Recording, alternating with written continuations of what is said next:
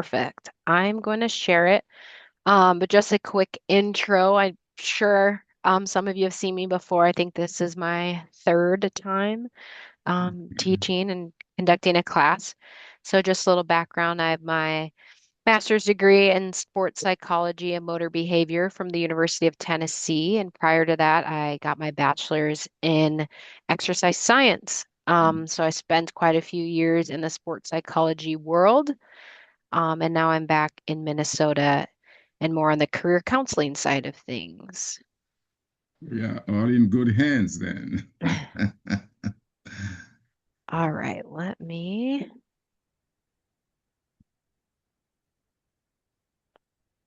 Okay, can everyone see the presentation? Everything is crystal clear. Yes. Awesome. All right, so the big topic is sports psychology and mental performance, but today our focus is going to be more on motivation and then goal setting.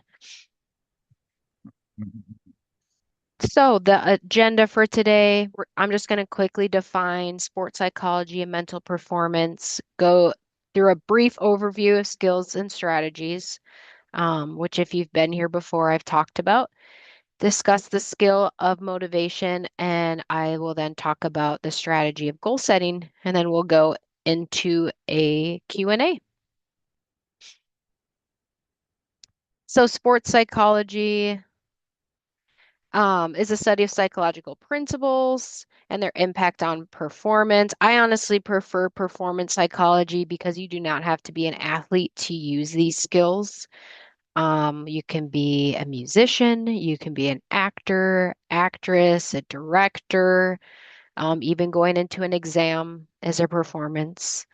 Writing a paper is a performance. For some people, sleep is a performance. Some people you can just put your head on the pillow and fall asleep. Other people they need a major wind down routine to actually fall asleep. So this it's not just about sport. It's about a lot of different things in our lives. And then when we talk about mental performance, it's the application and development of psychological skills, strategies, and processes that lead to optimal performances. So when we perform, the ultimate goal is to perform at our best. And so we're going to look at different skills, strategies that we can use to perform at our best in whatever that performance is. So quickly, just skills versus strategies. Skills are the individual abilities a performer possesses. So concentration, motivation, confidence. These are things that can be built. And I'm sure we've noticed in life that some people may just have these, innately in them. Some people are just confident. They didn't have to really necessarily build that skill. For some of us, we did have to build confidence. Maybe it's dependent on the performance itself. Maybe you're pretty naturally confident in one area where you have to then try to build it in another area. And then strategies, these are specific techniques that we use to build these skills. So what we talked about last time is using relaxation to help manage anxiety before a game, or using goal setting to establish a plan for progress. So skills are the mental building blocks and strategies. Skills are skills are the mental building blocks, and then strategies are how you construct them into a framework for performance. So examples of skills, we have confidence, concentration, and focus, motivation, which we'll be talking about today, arousal regulation. So are you really anxious? Are you really excited? Self-talk control, so what you say to yourself and the control you have over that. Emotional regulation, are you really happy? Are you really mad? Where are your emotions at? And are you able to regulate them? Imagery, so those are the images in our heads. Do we have control over those, or do we let them kind of run rampant? And then mindfulness is another skill as well.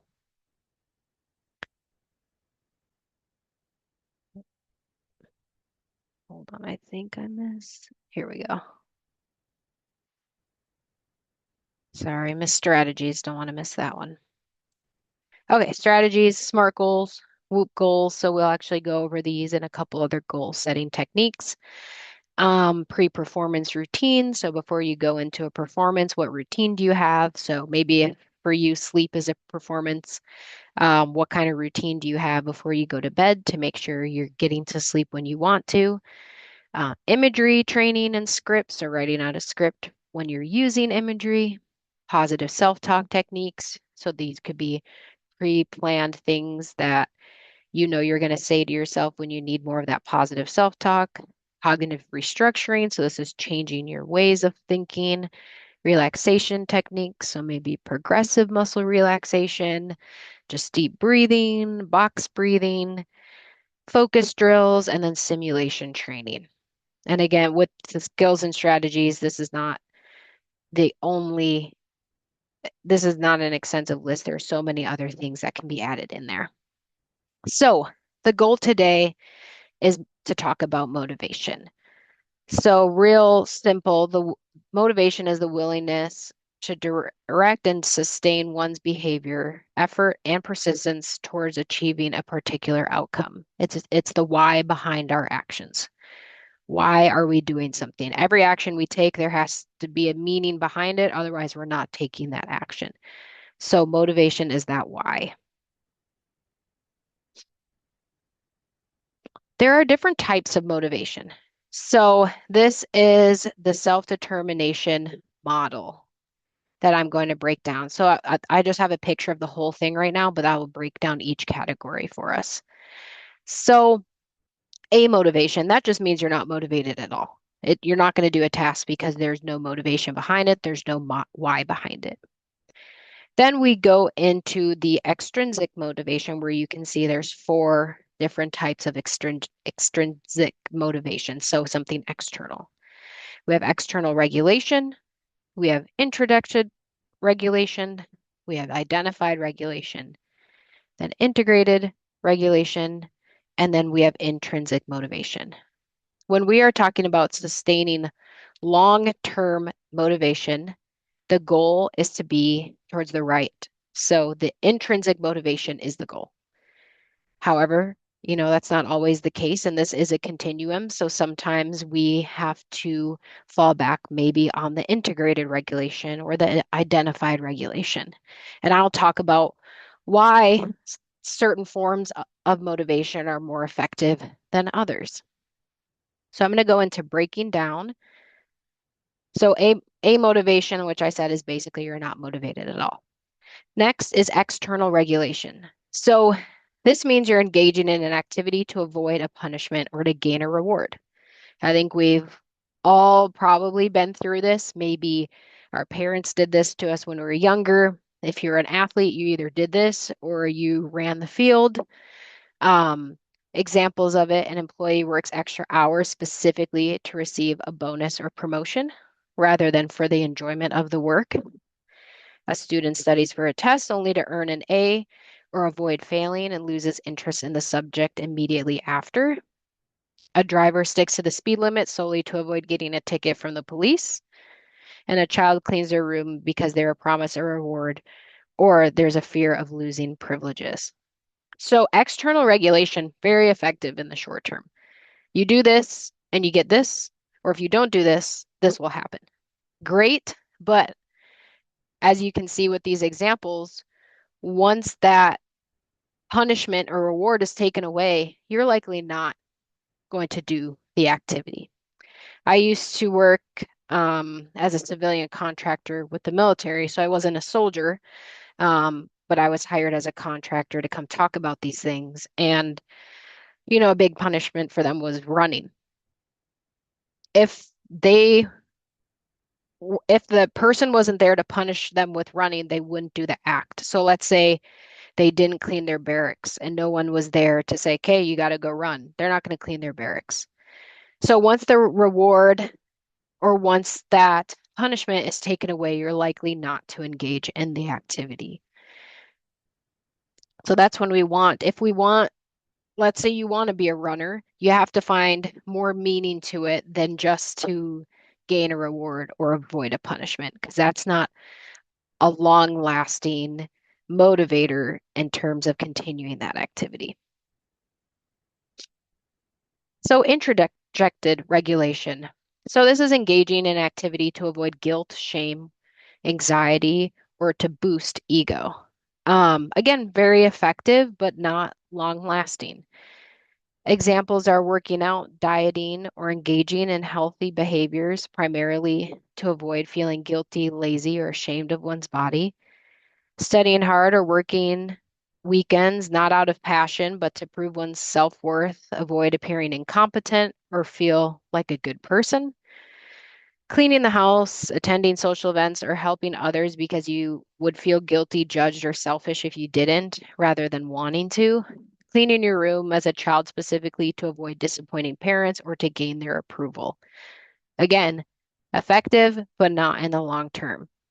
Avoiding those feelings of guilt, shame, and anxiety, that's not going to be a continuous thing as you try to stay motivated with a specific task. Eventually, it's not going to be fun because we don't want to sit there trying to avoid guilt or shame in order to engage in an activity. Eventually, we're just not going to engage in that activity. And again, with boosting the ego, it is hard. We see it with professional athletes too, where you can tell they're more ego oriented. They just lose that drive because it is so much stress to only engage in activity to boost an ego or again to avoid that feeling of guilt or shame. So a little more effective than the last one, but still not where we want to be. Next is identified regulation. So you're engaging in an activity because you value its importance. Right here, we already have value in here. We know that values, tying something to our values helps increase that motivation and the sustainability of motivation. So examples are a student studies a subject they dislike because they recognize it is essential for their college application or future career. You're way more likely to engage in activity if you understand its meaning, and that is going to get you to where you want to go, your ultimate goals. Another example, an individual exercises regularly, not for enjoyment, but because they highly value long-term health benefits. So this person has more of a value on the health. They may not like the activity itself, but they know it aligns with their values. An employee works on a tedious project because they understand its importance to the company's success or their professional development. So maybe they find the company that they work for, they really enjoy that company. They don't love the project, but they enjoy being a meaningful person within the company. And then a person follows safety protocols because they believe it is important to prevent harm rather than just avoid punishment.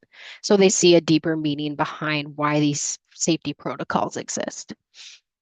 So more effective, but we can still do better. So we have integrated regulation. So this is engaging in an activity because it aligns with one's values and identity. So pretty similar to the last one, but a little bit more intensified with that connection in values and identity. So a person exercises daily, not for weight loss, but because they strongly identify as a healthy, wellness-oriented person. An employee spends personal time researching projects because it aligns with their professional identity and long-term career goals, not just to get a bonus, because that would bring us back to that rewards motivation type. A student takes an extra challenging course because it fits their self-concept as a dedicated lifelong learner. And a person volunteers for charity because it aligns with their core value of compassion, treating it as an essential part of who they are rather than just a community service requirement. So as you can see with these, it's really aligning with the values and it's really aligning with the person and their own identity. And then the last one, intrinsic motivation, the gold star. This is really you do something because you love it. We all have something that we love to do. Nobody has to tell us we need to do it. No one has to say, hey, I'll give you this reward or you'll get this punishment to do it. I know maybe we have people out there who like to fish. If people love fishing, they'll find a way to do it. The weather's bad, they don't care. They'll go do it. Maybe you like to read. You'll find time to read. You'll make sure it happens because you genuinely love it. This motivation is the gold star. And obviously, we're not always going to have it. We're not always going to feel intrinsically motivated. And we're not always just necessarily going to love an activity all the time. Maybe you love reading, but one day you're really not feeling it or you're not enjoying the part in the book that you're at, so you don't read. So it's definitely not a one, it definitely flows along that continuum. And I do want to kind of talk about that with my own personal example. So I'm going to go back to that slide so we can talk about it a little bit. Hold on, I might just have to click through these. Morning, you ladies and gentlemen. You are with Atlantic International University. Our presenter today is Miss Taylor Lewis, uh, talking to us about psychology of sports, performance. Exactly. So, with my own example, so I used to be a gymnast and I did do it for 3 out of my 4 years in college. And when we got to college, we were required to do strength and conditioning, so basically weightlifting. Prior to Mm. college, the thought of strength and it just isn't big in the world of gymnastics. Maybe it is now, but it wasn't even a thing you thought about doing. You just did your practices, and that was basically it. So I really had a motivation mostly because I had never thought about it. Then when you get to college, it is a requirement to be on the team for you to go and, work with a strength and conditioning coach and train. And so the only reason I went is because I would be punished if I didn't. We were told if you don't show up to morning weight training, you can't show up to practice. So, of course, I was going to go to avoid that punishment. And then, when I'm there, I want to make sure I'm pushing myself. I definitely don't like what we're doing, but I am a freshman. I want to show that I'm a hard worker. This is a way for me to do that. So, kind of to boost my ego and to avoid those feelings of shame and guilt, I definitely, you know, put in work. Still didn't like it by any means. But I did what I needed to do in terms of, making sure I wasn't feeling guilty or shame or anxious for not putting that work in for my team. As I, went through my years as a gymnast, I started to recognize, oh, this weight training is actually helping my performance in gymnastics. I'm getting stronger. I'm able to perform my routines better. So I was able to find more value in it. And when I find that value, it's just more enjoyable when I'm in, the weight room training, when they're doing what they're asking me to do. We had to weight train at, I think it was 6 a.m. So it was a little easier to wake up to do it because you found more value in it. Then, as I was transitioning out of gymnastics, I knew I needed something to keep me active. So health was a huge value of mine. Being active was a huge value of mine. So I actually started training, not necessarily loving it, but knowing it was another outlet for me and it aligned with my values. And then now to this day, it is something I absolutely love to do. I work out almost every day. I do not do gymnastics anymore. But I feel like this is a solid example of where I started to where I am now. And it's not always going to be the case. You're not going to start something that you hated and then eventually it's going to be a core part of who you are. Um, but that is just, an example of how I got introduced to this thing I never thought of, hated it, really began to see the value of it over the years. And now it is something that I continue to do because of, who I am, how it aligns with my values. I found a way to make it enjoyable. And like I said, I don't love it every day. I don't love working out every day, but most days I do love it. And the days that I don't, that's when I kind of fall back on, you know, the other types of motivation. So there are days where I use shame and guilt to get myself to go work out. Most of the time I love it, but I do have to fall back, on those other types of motivation because we know they work, but we just can't use them. We shouldn't use them in the long term because they won't work in the long term. So it is a continuum. It definitely ebbs and flows, but Really think about if there, and we'll talk about this with goals too, but if there's something, you want to accomplish, you have to find that way to align it with your values and who you are in order to increase or maintain that long-term motivation.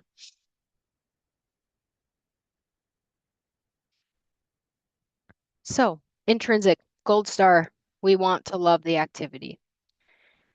So, the components of intrinsic motivation, there's three requirements.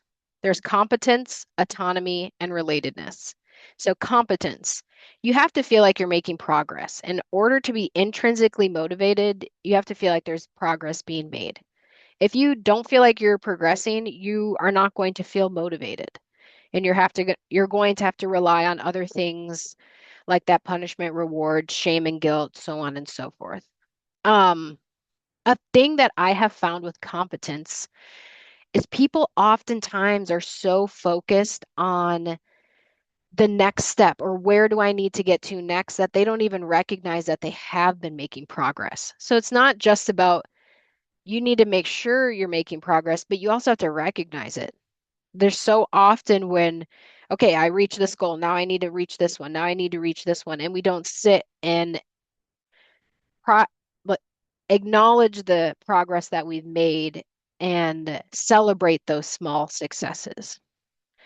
So, competence, very important. Autonomy, you have to feel like you have some sort of control. As humans, we don't enjoy feeling like we have no control over situations. So, having some control and being able to recognize that you have control. And it could be as simple as when I was working with the military, I was at a basic training site. So really most of them had no control at all. But we talked about you do have a little control. You have a control of how you talk to others. You have control of your thoughts. You have control of how you sleep, how you eat.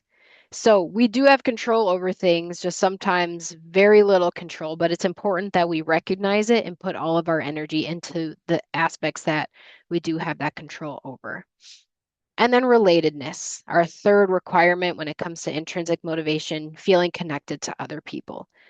Um, Sometimes with goals, you feel like you want to tackle it on your own, but you're going to feel more motivated in the long run, and you're able to sustain that motivation if you feel connected with other people.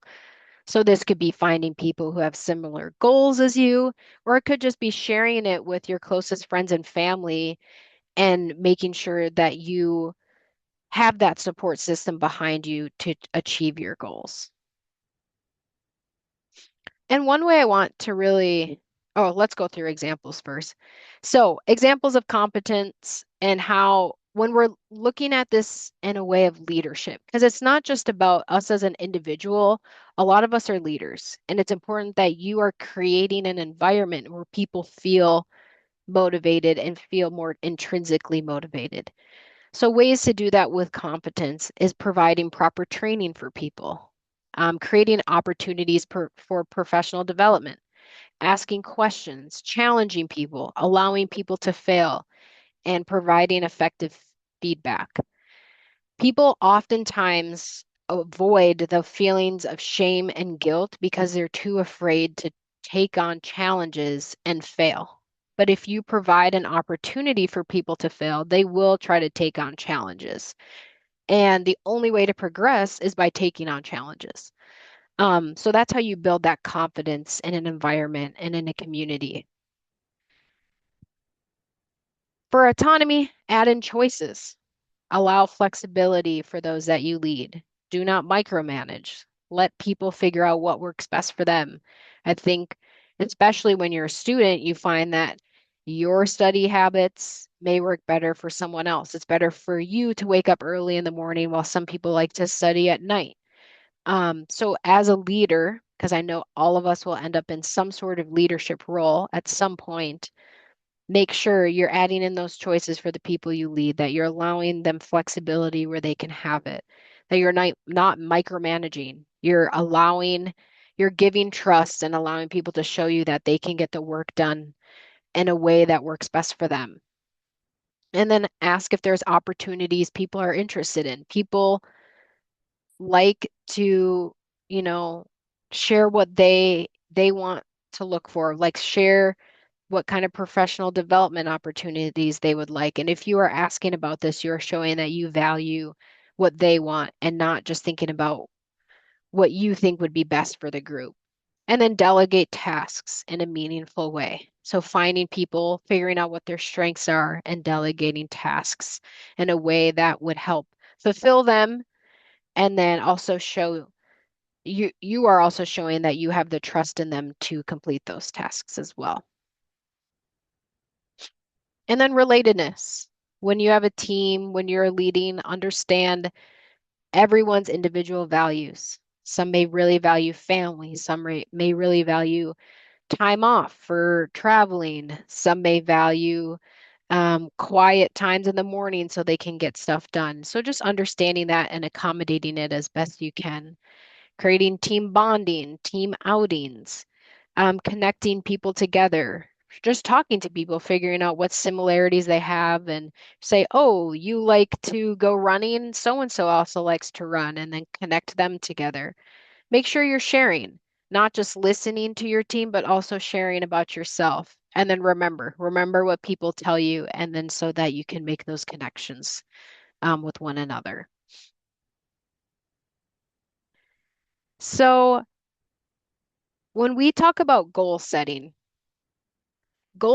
helps increase a sense of autonomy. You determine the goals and the steps you want to take. You are choosing the goals that you want to accomplish and the steps and how you get there. Goal setting also helps increase competence. As you accomplish smaller goals, you are provided a clear picture of how you've progressed towards your ultimate goal. And then using the self-determination framework, so the different types of motivation we just talked about, you can figure out how to best drive more effective forms of motivation throughout the goal setting process. So this is kind of how goal setting ties into the self-determination theory and those requirements of that autonomy and competence in within that intrinsic motivation. There are different types of goal setting frameworks. I'm just going to go over a couple of them. Most basic, which I'm sure many of us have heard of, are SMART goals. Um, so, SMART goals, you want it to be specific, measurable, action focused, realistic, and time bound. And I will give examples of these as well. Uh, Sometimes you may have heard of, instead of action focused for A, it's achievable. So they're interchange, but action focus really means you're focusing on the action you want to take rather than focusing on something you want to avoid. So rather than saying, I want to avoid junk food, eating junk food, let's focus on what action we actually want to take. I want to focus on drinking more water or eating more fruits and eating more vegetables. And the reason we want something to be action focused is because when we say what we don't want to do, we end up thinking about that thing. So if I said right now, don't think about a purple elephant in a tutu, you're going to think about a purple elephant in a tutu. Rather, what you want to do is to focus on what you do want to think about, the actions you do want to take. So that's why I prefer this A as opposed to a achievable, because it's really important that we're focusing on the actions we want to be taking. And then realistic, and then time bound. So SMART goal examples. Something that is not smart is I will run a marathon. The reason it's not smart is that it's not time bound. I could just say I want to run a marathon, but when am I going to run it? If I have that as my goal, I'm probably not going to come up with a training plan because I have no idea when I want to accomplish this goal. So SMART. On June 26th, I'll run a marathon in the time of 4 hours and 30 minutes. This tells me when I'm going to do it, and this tells me how long I want to do it in, so I know kind of what paces I need to hit throughout my training as I'm leading up. Not smart. I will get a job next week. There are multiple reasons why this might not be a smart goal. In the world today, it is probably pretty unrealistic to get a job within a week. And then also, what kind of job? So, smart, over the next week, I'll apply for 10 jobs in my field. So we made it more specific, we made it more realistic, and then we also made it more measurable. We have 10 jobs. I'll apply to 10 jobs in my field. Not smart, I will eat healthier, or smart, by the end of this weekend, I'll remove all unhealthy food from my house, and each week I will only eat out once. The rest of the meals will be homemade. So you can see we've made it more specific. We've talked about the actions you are going to take, um, and we've made it time bound. So this is kind of two SMART goals in one here. And then WHOOP goals. This is another framework. The W stands for wish. What is the goal?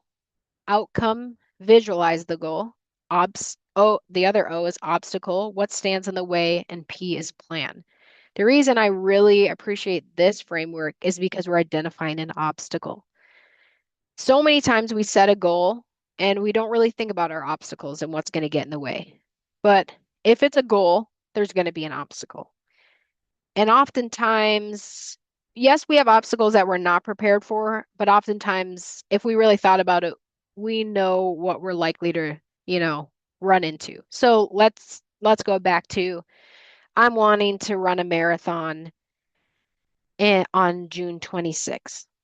So I'm in my training plan. I know one of my main obstacles is going to be, motivation for training. I think overall, because of who I am and my values, I'll be pretty motivated to train, but there will be days I will not want to run.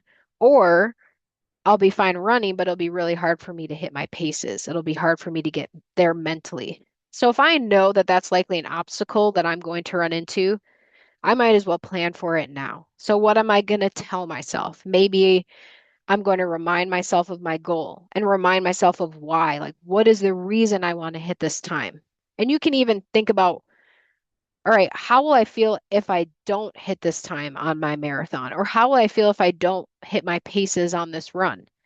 And put yourself in those emotions. I'm going to be disappointed. I'm going to be annoyed. I know I'm going to go on this run either way. I'd rather come out of it feeling fulfilled and like I did what I was supposed to than feeling like I failed. So having different techniques so that when you hit that obstacle, you already know what you're going to do. You already know what you're going to tell yourself. Maybe some days for you, it'll be hard to go to the gym. And so maybe what you need to do is pack your gym bag and put it in front of your door so that you'd have to trip over it to get out. So making sure that you recognize those obstacles and have a plan in order to overcome those obstacles. And it might not be something physical, like I talked about. It could be something mental as well. So figuring out what works best for you and what you need to tell yourself. And this is where we could come back to, the rewards and punishment and the shame and guilt. But we don't want to use that a lot because, as we talked about, it's not sustainable in the long term. Whoop example. So I will run a marathon on June 26th. Uh, for the O, you visualize yourself accomplishing that goal. Then you go and think about the obstacle. It's really hard for me to run in the winter, but I need to start training now. June 26th seems far away, but it's coming. So I know that I'm going to have to start training, but it's winter. Like I was talking about before, it's 20 degrees here. So that really does not make me motivated to run. So what's the plan? The local gym has a treadmill. I'll get a membership while it's still cold out. Any day over 30 degrees, I'll run outside so I don't get burnt out on the treadmill. So I've recognized a couple of kind of obstacles here. I know that I'm fine running on a treadmill, but I also know that if I do that too much, I will get burnt out. So I also have a plan. Okay, if it's over 30 degrees, I'll run outside so I don't get burnt out on that treadmill. So I created a pretty strong plan for how I'm going to get through this main obstacle of training in the winter. Like I said, oftentimes, if we just take a couple more minutes, we'll know what our main obstacle is going to be. So the best thing to do is think about it and then make a plan for getting through it.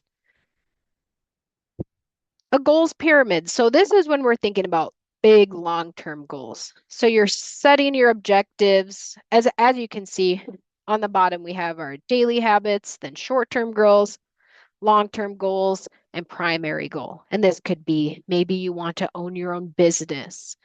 Maybe you want to retire by age 55. So we're looking at big picture goals here. You want to figure out what that big primary goal is, and then what long-term goals feed into that. If I want to retire by the time I'm 55, I need to look at some long-term goals. Like maybe I need multiple streams of income. Maybe this is the specific amount of money I want in the bank. And then short-term goals. How will you get to those long-term goals? You have the long-term goals set. Now you need those short-term goals. All right, I'll look into, okay, what are my areas of expertise and how can I, make money in those different areas? Is the career I'm in right now, is that sustainable for me in the long term? And will that help me reach that retirement goal? Am I looking into things like a Roth IRA or different retirement funds? And then we have to look at the daily habits, the small things you do. Are the small things you do, are they helping you reach that long-term goal? Are you good with your money? Are you spending it on a lot of things that don't matter to you? So making sure that those daily habits align with that primary goal. And this is really where you have to really map out that primary goal and all the ways to get there. And you will have to make adjustments along the way. Um, but this can be definitely a fun one to look at and really see, okay, is what I'm doing daily, how is that impacting me 30 years from now? Um, so that is another goal strategy, the goals pyramid. And then there's the golden circle. So this really is focusing on connecting the purpose with the goal that you want. So every organization knows pretty much knows what they want to do. And then some of them know how they're going to get there, but a lot of organizations don't know why. Why are we doing what we're doing?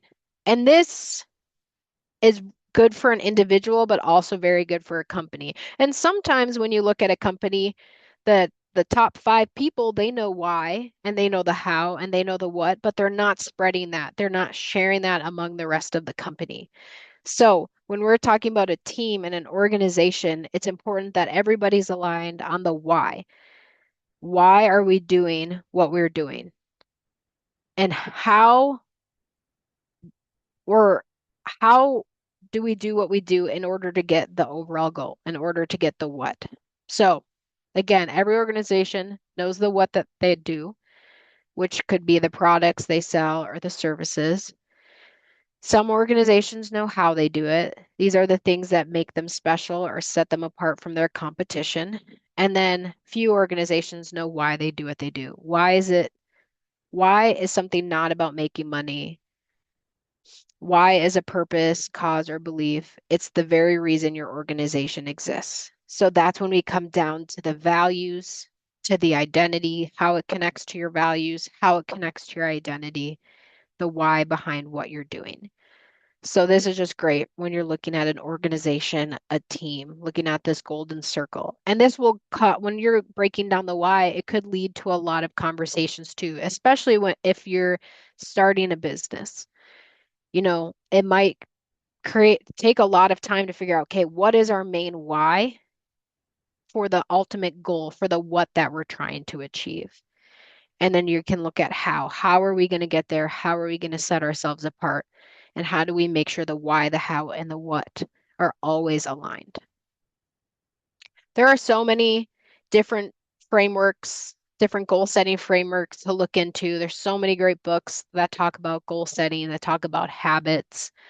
Those are just a few of the ones that I wanted to go over. Other factors to consider, which I kind of touched on, but how does your goal align with your identity? If it doesn't, then you probably need to rethink your goal, or you probably need to rethink your values and making sure that those things align. And then, does this goal have aspects that I love? We talked about intrinsic motivation. That's when you love something. So, can you find things that you love and use those in order to accomplish your goal? And then how does this goal align with my values? Also think about, am I doing this to boost my ego or avoid shame and guilt? You can also, when you're in your goal achievement, when you're working on your small term goals, do you find yourself focusing more on that shame and guilt? If you do, how can we then, how can we shift that more to focusing, to aligning it with our values so we can increase that long term motivation? And then how can we minimize that external and introjected regulation? How can we align it more with our values and with our identities? So that is all I have for us today. I know it's a lot of information, and I'm guessing just like the last couple times, there'll be a lot of questions. So I'll open it up. Thank you very, very much, Miss Taylor Lewis. Absolutely. Ladies and gentlemen, we really got a true eye opener. A very, very powerful presentation, not specifically like Miss Taylor Lewis said about sports performance, but it's just about our lives, the types of things that we want to achieve. And sometimes we are not motivated or we do not get to the bottom of the rationale for what we want to do, the reason, the why. That is a game changer in our processes in general. And I really would love personally to hear Miss Lewis talk and talk and talk about this because I feel that everything that she said went straight to my heart, kind of pushing me to accomplish things in my life. And I'm certain that this applies to each and every one of you. All of us should be very grateful to Mr. Lewis for this presentation that is more than a class, more than an academic session. It was an inspiration. Thank you very much once again, Miss Lewis. As we're gonna now dive into the questions, I'm certain, brothers and sisters, Miss Lewis just pointed it out. You must have plenty of questions. So please go ahead and write them down right now. So when you raise your hand, I can spot you and afford you the opportunity to raise your question. And we are beginning with Emmanuel Owure. Emmanuel, go ahead, please. We're ready for you. Okay, thank you very much, You're Louis, welcome. for the presentation. Very good one. So I heard you. You mentioned shame and guilt severally in different perspectives as a way of motivation. So I'm still struggling because it seems like also for me the motivating factor when you shame yourself and you feel guilty. So how can it not translate to become motivating factor. So I don't really know. Are you asking how we can shift away from that shame or guilt? Okay, so you did mention shame and guilt as one of the ways that we can motivate ourselves. So I'm also seeing it as a way of demotivating oneself. When you shame yourself and you feel guilty, where would the energy come from to be motivated? Say Uh, that let, last part, where would, let me try to yeah. rephrase or reword that for you, Mr. Lewis. Sometimes we try to do things and we kind of get to a point where we say, wow, why did I do that? And why am I getting myself into this? And how do we correct this type of issue that we're getting into something and we feel somewhat either guilty about it, ashamed of it? How do we move on with that kind of feeling? Yeah, I think oftentimes people end up in a cycle of shame and guilt, Hmm. and it can be very self-defeating. And this might sound kind of blunt, but we do it to ourselves. It is up to you to just let it go. Like, hey, I did this. I'm not a fan of the fact that I did this, but I've learned from it and I'm going to approach the next thing differently. We oftentimes don't like to acknowledge really our mistakes and that and how much control we have over it and how much ownership we have. But it is up to you to recognize I don't enjoy what I just did or how I felt about it. And so thinking more about, okay, what can I focus on moving forward? How can I maybe bring my values forth?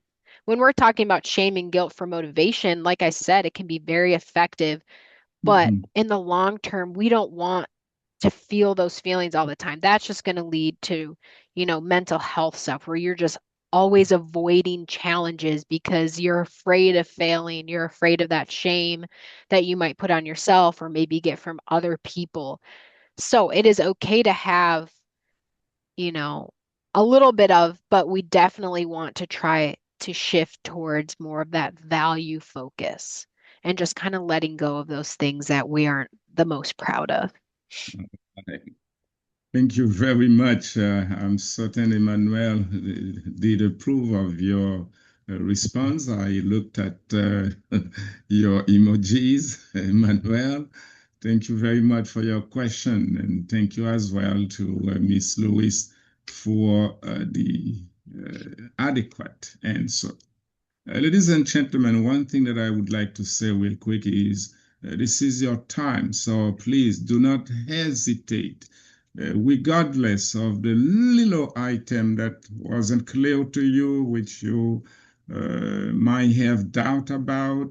Just go ahead, please, either live like we're doing right now, or if you prefer to go to the chat block, you may do that as well. Go there and type in your questions, and I'll find pleasure in reading those questions. For example, Pedro Moraes in the chat box asked this question: should we always create training microcycles, or is there an ideal moment to do so? I don't know if that rings a bell to you, Miss Lewis. Let me reread that question. Should we always create training microcycles, or is there an ideal moment to do that? So my question would be, what do you mean by microcycles? Are you talking about with physical training, with mental training? This is a question from, as I said again, Pedro Moraes in the chat box. I hope you are following us, Pedro. So just try to be more specific, please, and we will get back to you at some point in time to allow Miss Lewis to address your question. I'm looking around, don't see a hand up. But yes, Alexander Aidini Ilonga is ready for the next question. Go ahead, brother. Thank you, Dr. Hassan. You're Thank welcome. you to Ms. Lawis too. I'm saying this, like Doctor said, in behalf of all our lives. And it happens sometimes we know what we are doing. I'm doing everything about Mm. from what I'm motivated to. Uh, so sometimes we know why, what, when to do that, but we don't have, we don't get the results we were hoping. How are we going to resolve that issue? That is a great question. So there's this whole mindset. I can't remember the book. Maybe I'll look it up and look in the chat. But there are people who really don't like goal setting. And to be honest, I don't use it much because like you said, you might have this whole aspect where you set this goal and then you did everything you needed to do and it didn't happen. And it could be for so many reasons outside of your control. Like the marathon example, the weather could be, there's nothing you could have done about the weather could be bad, or maybe you cramped or injury. So there's a lot of people who don't love goal setting, but they more focus on the habits that you create, the daily habits that you have. Because at the end of the day, even if you don't achieve the goal, you are going to be better off following those habits and maybe setting those smaller goals than you were had you not done any of that. So my biggest thing is don't put so much value in achieving the end goal because, like you said, it might not happen, but really recognize the person you became because you tried to achieve that goal. There are so many people, like the Olympics are going on right now. Only one person can win a gold medal, but so many are going after it. And we're not going to say, oh, you shouldn't have trained all that because you didn't get that gold medal. But I'm sure there's so many things they gained throughout the process these last 4 years, training up to this point. And it's up to you to recognize, okay, I may not have achieved this goal, but I'm really proud of where I am. And ultimately, what we all can do is the best that we can do. And if we don't achieve the goal, we have to be okay with that. But we have to recognize and be proud of where we are and where we got to. This is your time. I keep repeating myself, brothers and sisters. Do not hesitate to ask your questions. Looking around, I don't see any hand up, nothing either in the chat box, so I'll try to come up with a question of my own. Although it is a little hard to put together motivation and lack of competence. And I would like to ask you, Miss Lewis, what happens? How should we go about something? We have the motivation. We want to achieve something. We want to complete a task, but we are fully mindful of the fact that no, we do not possess the skill. We shouldn't be venturing ourselves in there, but we want to do it anyway. The motivation is there, the competence is not there. How do we go about that, Miss Lewis?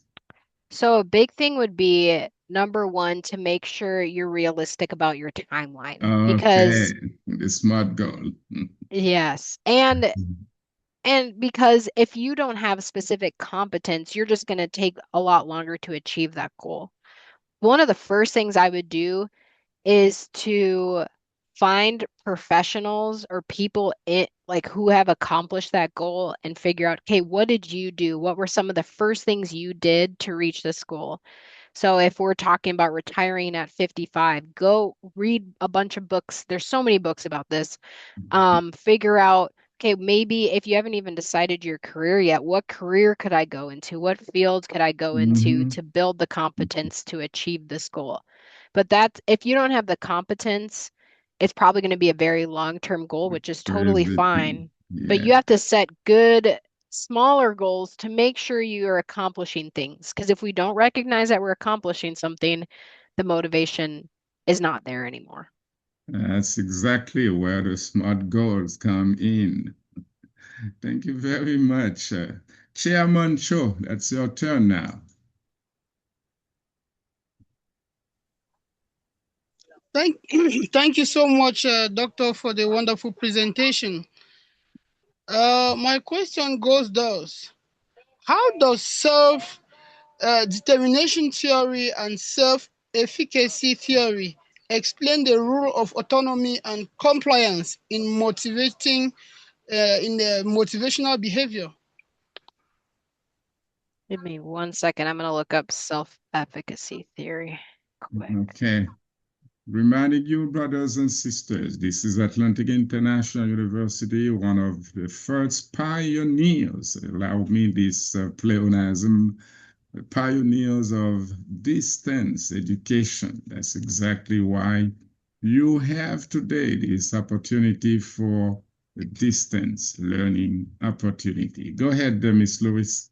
Okay, so with self-efficacy, so that's the belief in one's capabilities to organize, execute, and action. So in order to even set a goal, you should have, that self-efficacy, that belief that you can achieve the goal. Um, and then when we're talking about self-determination theory, now that we believe that we can achieve the goal, now we can take these three kind of requirements, the autonomy, the competency, the relatedness, and figure out how to bring those forth in order to achieve the goal. So with the self-efficacy, that comes first. You have to believe that you can achieve it.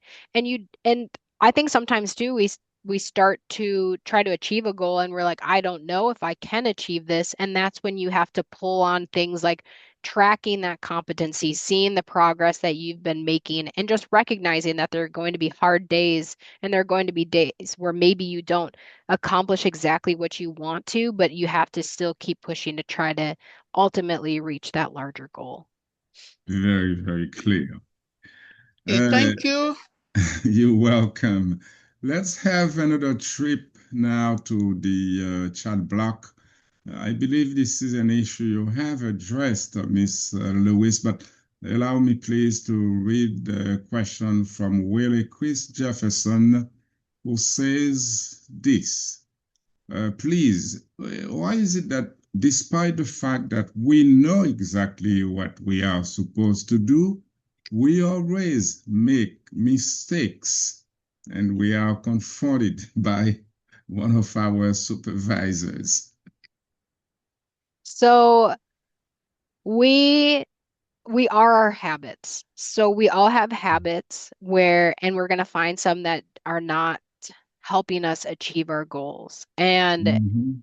we also don't like to recognize our mistakes. We prefer, they just kind of happen, or we don't like to recognize how much ownership we have in our mistakes. So it's really having honest talks with yourself constantly, like, I control a lot of this situation and this is on me and I need to figure out how to change it. And that's when planning for that obstacle is huge. A lot of times when people plan for that obstacle, it's not about really a physical obstacle, it's about a mental one. Things that we often do that self-sabotage and then figuring out how can I overcome that. It- Thank you very much. Bong, New York, Deng Beyond. This is your turn right now. Beyond. Thank you very much, Dr. You're very welcome. Well, since I'm here, I'm loud and clear. Yes, you are. Okay, thank you very much. Thank you very much for Dr. Taylor Lewis for the nice lecture and presentations. I have just only small concerns about as a question I posted it in the chat, but maybe was not seen. I was asking what are the components of the extrinsic motivations? Can I have some light on this? Thank you very much. Yeah. I put them in the chat. Yeah, so components of it's extrinsic motivation. It's just we being motivated by something that's external of yourself. So maybe we're doing something to please somebody else. Maybe we're doing something to avoid a punishment. Maybe we're doing something to gain a reward. We're doing something to avoid shame from other people, to avoid shame from coaches, shame from leadership, to avoid guilt for not pulling your own weight. So it's things that we're motivated because of external things, not things that are internal to us, but more that external aspect. Thank you very much. Thank you very much, sir. Miss Taylor Lewis, we have reached the limit of the allocated time. I don't know. That's up to you. If you want to answer one more question. I can do one more. Yep. Okay. The last question, the attendee using the Samsung SM. Go ahead, please. We are all ears for your question. Samson? Okay, this is Chankwas Spoke. Okay, all right. Thank Yeah. you. So Yeah, we I would like to know the difference between task. I would like to know the difference between task-oriented and ego-oriented motivation. I Okay. repeat, what's the difference between task-oriented and ego-oriented motivation? Thank you. This is You're Chankwas Spoke. welcome. So task oriented is you are focused on the task. So you are focused on achieving a specific task. So maybe you're going to into an exam, you're focused on achieving that. And that's where the motivation comes from, is the specific task itself. Ego is you're going into a task, but focusing on how you will look based on how you perform it. So maybe I'm going to go work out, but I'm focusing on how people in the gym will see me.